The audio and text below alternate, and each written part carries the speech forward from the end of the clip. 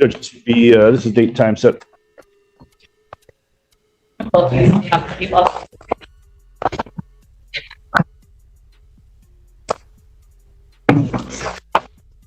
For your honor, it happened with Courtney Waldick. Judge, this is date and time set for our second probable cause conference. At this time, if Waldick is inclined to waive her right to preliminary exam, and we've gone over those rights. Waldick, is that correct? You're waiving your right to a preliminary examination? Yes, Your Honor. You understand that is? Quick legal pause here. When a defendant waives a preliminary exam, they're basically saying, I won't force the prosecution to prove probable cause right now. That speeds things up, but it also means this case jumps straight toward higher court. Smart move or risky gamble? Drop your thoughts below. The proceeding where the people would have to show by probable cause that the offense alleged was committed and that you committed it. Yes, Your Honor. And you understand that you'll not have that hearing and you'll proceed to circuit court for further resolution. Yes, Your Honor. People also waive their right. Yes, Your Honor, we do. And again, that's the date I'd like to address bond at the appropriate time. Pardon? Yes, I do waive, but in case this affects her pretrial date, I'd like to address bond at the appropriate time. All right. So before I set the date, you may address bond. Go ahead. Your Honor, at the time my office charged this case, we requested a $100,000 cash surety bond. At this time, I am renewing that request. I understand that Ms. Waldick was given a $50,000 10% bond at the time of her arraignment. When we were last before Your Honor, I did not have the benefit of All right, this is where bond hearings get serious. The prosecutor isn't just arguing money, they're about to build a narrative. Judges, listen closely here because this story shapes whether the defendant stays free or goes back behind bars. Certainly, I still don't have the report because the investigation continues to be ongoing. However, the information that is now available to me has grown substantially since we were last here. I will start off by going through essentially the timeline of what occurred here. In the early morning of January 21st, 2024, people that were commuting to work or other locations observed and discovered the body of Miss Shelley Mason lying on the side of Prospect. It was unknown at the time what occurred to Miss Mason, who killed her, and who was involved, but the police were rapidly able to put together an investigation that led to them to be able to identify Miss Waldick as the person that killed Miss Mason. On January 20th, the day of the crash, Miss Waldick had been to a baby shower. She then went to Ray's in Ypsilanti with her friends, where she was drinking with her friends. She was texting people that were not present, somebody who was either her friend or her boyfriend. That line right there, that's devastating. Notice the language, not allegedly, not it's believed. This is the prosecution staking a hard position, and it raises the emotional temperature in the courtroom fast. She had texted things to her boyfriend about meeting up with him later. In her text messages to her boyfriend, she indicated that she was out drinking with her friends and that she would be continuing to be drinking with her friends. She referenced to him that she wouldn't feel comfortable driving too far to meet him later, and I apologize for my language, but that she was going to be really hopped up. She did drive instead, though. She drove her car and she killed Miss Mason. After getting home, she didn't stop. She did not call the police, and she left Miss Mason there. After getting home, Miss Waldick saw her roommate. Her roommate's name is Sarah. And notably, we now know that Sarah actually drove that same route as Courtney a couple minutes ahead. And Sarah did see Miss Mason alive and walking on the road. And Sarah initially told the police that she saw Miss Mason walking on the shoulder of the road, which is consistent with physical evidence in this case as well. But when Courtney got home, and this is supported by Sarah's statement, as I understand it, as well as from the text messages that followed this, Courtney was quite hysterical. I'm going to call her Courtney. Courtney told Sarah that she had hit someone and that she needed to go back. Courtney and her roommate took over an hour to return to the scene. During this time, Courtney did not call the police. She did not ask for anybody to go out to the scene to help Miss Mason. Instead, she started texting her friends, her family. Her reaction to this was substantial and quite emotional. However, when Courtney came in for her interview with the police, which, mind you, was the Friday following, so she came in for her interview on January 26th. The crash occurred on January 20th. She told the police that she believed that she hit a deer. That this deer had just kind of popped out of nowhere, that she saw it just coming at her. We know from our interview with Sarah, the roommate, that Miss Mason was walking down the road. Sarah saw Miss Mason a couple minutes ahead of Courtney, and that Miss Mason was walking down the road. But what we also know is that Courtney didn't think she hit a deer. Sarah has now told us that Courtney came home and said, "I think I hit someone." Sarah has confirmed for us that there was no mention of a deer. So when Courtney got home thinking that she hit someone, This is one of the most powerful arguments prosecutors can make causation after the crash. They're not just saying a death happened, they're saying an action may have sealed the outcome. From a legal standpoint, that matters a lot when judges think about public safety. without calling the police or stopping to help that someone, she continued to tell her friends and her family what she had done and what stress she was under. She didn't call the police, leaving Miss Mason lying in the snow on the side of Prospect in who knows what condition. And I will say that the evidence in this case bear out that it is possible that if Courtney had just called the police, Miss Mason might still be alive. That's why we have crimes like this. That's why the penalties for crimes like this are so substantial, because Miss Mason may have still been alive and may still be with us right now. Miss Mason was a mother, she was a daughter, and she was a grandmother. Deleted messages before police get the phone? That's a red flag in any courtroom. Even if it's explained later, judges often see this as possible consciousness of guilt. Question for you, does deleting messages automatically mean intent, or could it still be panic? And that woman was left on the side of the road without anybody with any help being sent her way. But not only did Courtney not call the police and not attempt to save Miss Mason in any way, what I now know is that Courtney then deleted approximately 150 messages on her phone.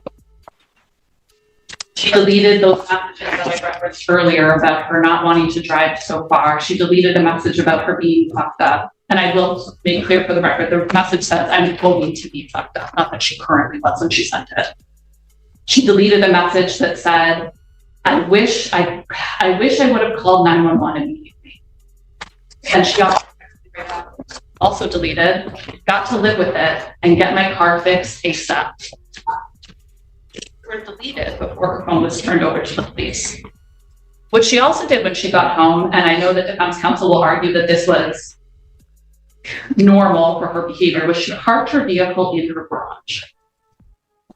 That car remained in the garage, and the garage door remained closed, as far as I understand it, with the garage inside. The police subsequently did a search warrant, and it wasn't until they were there with the search warrant that they were then given consent to go into the garage and discover the Jeep.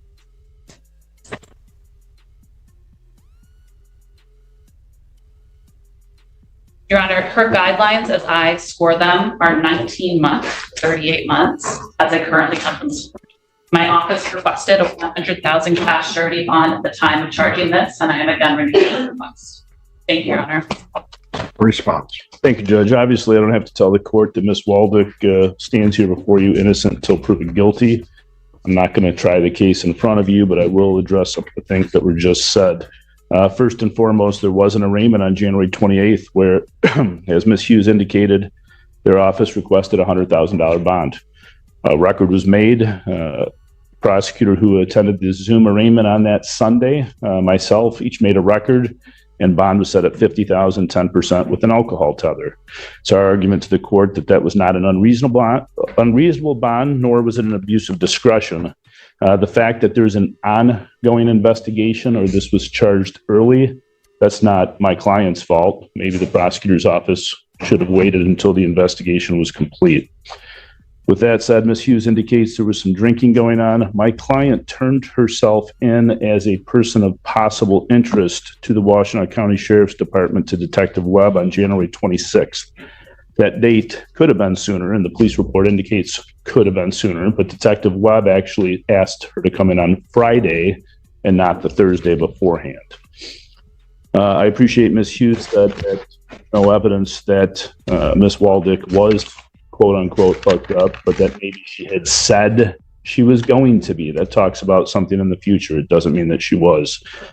This same witness that Ms. Hughes talks about, and I don't think Ms. Hughes would, this Sarah, quote unquote, Sarah, who has come forth and said some things, is the same Sarah who said she knew nothing about this originally. So now we have two different stories from Sarah, because originally Sarah said she had no idea what happened on the date in question. Ms. Waldick is now, since the arraignment, been before you twice here on February 22nd for her. She's been compliant with bond the whole 2 months to today's date that she has been on bond since being arraigned, with an alcohol tether the whole time before she was released from jail, with absolutely no issues.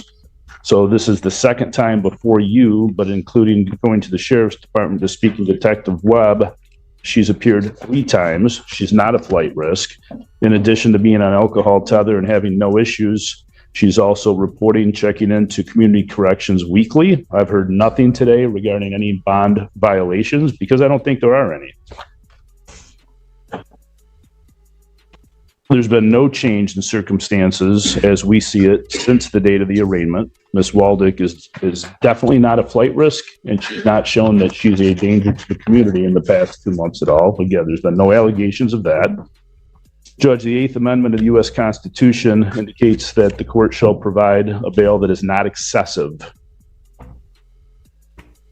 Stack versus Boyle, 342 U.S. 1, and People versus Edmond, 81 Mishap, 743, says bail that is set in an amount higher than reasonably calculated to give adequate assurance that the accused will appear is excessive under the Eighth Amendment. Edmond goes on to say that courts have held that money bail is excessive if it is in an amount greater than reasonably necessary to adequately assure that the accused will appear when her presence is required. Court rules are designed to enforce these principles, Judge, and under these rules, there's a double presumption that a pretrial arrestee will be released without any case bail requirement. And that's stated in 765.6, MCLA 765.6, that in part, a person accused of a criminal offense is entitled to bail. The amount of bail shall not be excessive. Whoa, did you catch that shift? This just went from legal debate to courtroom tension. When a judge draws a line like this, it signals frustration and authority. Moments like these can quietly influence how every argument afterward is received. Court rules go on to indicate what the money bail should be and what is required, what's considered in terms of setting bond. And those things under subsection F 6.106 say a defendant's prior criminal record. She has none. Defendant's record of appearance and non-appearance, or flight to avoid prosecution. She's been at everything. She's actually been at more. Well, that flight issue also includes concealment of evidence, doesn't it? And I guess this came up at the bench when we were here on, surprisingly, on 228 or 220, our last probable cause conference date, 222, when neither party had asked to address bond, but you had mentioned it. Well, counsel, if you want to point at me, I'll tell you exactly what I know about this case. What I know about this case is the warrants came to me. That's how I knew. And that it came to me because I'm in charge of all of these felonies and reviewing every bond that comes through. So that's how it came to me. So if you want to make dispersions against the court, go for it. Let's roll. I'm not making dispersions. I'm saying the court had asked us to approach and talked about bond. Because I'm putting everybody on notice where I am. That's why. Go ahead. You want to come at me? Let's do it. I'm making a record as to, No, go ahead and make your record. I'm just telling you where I am. in addition, and obviously we know that search warrants aren't necessarily evidence. I appreciate that you know things or allege things because you were a party to the search warrants. In addition to what I've already indicated in terms of bond, she's not a flight risk. She's appeared at every court appearance. She's gone to the sheriff's department, met with Detective Webb. She consented to a release of and a search of her phone. She doesn't have any shown history of substance abuse or addiction, a mental condition. She's employed gainfully at a local hospital. She's got family members here. She's probably got about 5 family members here. She lives locally. She's got ties to the community. Again, bond is set at protecting the community and a flight risk. I think that what she has shown over the course of the past 2 months is she's neither. I'd ask that bond stay the same. Thank you. From the people. Nothing further, Your Honor. Thank you. The court, in looking at the file until that the record is clear, counsel came to the bench and the court was apprising counsel that the court had some concerns with the bond that was set. Neither counsel at that time was ready to base the bond. There were certain things that came to the court's attention that were not in the magistrate's mind nor the magistrate's information at the time of the arraignment. I brought that to counsel's attention, quite frankly, out of fairness to both sides so that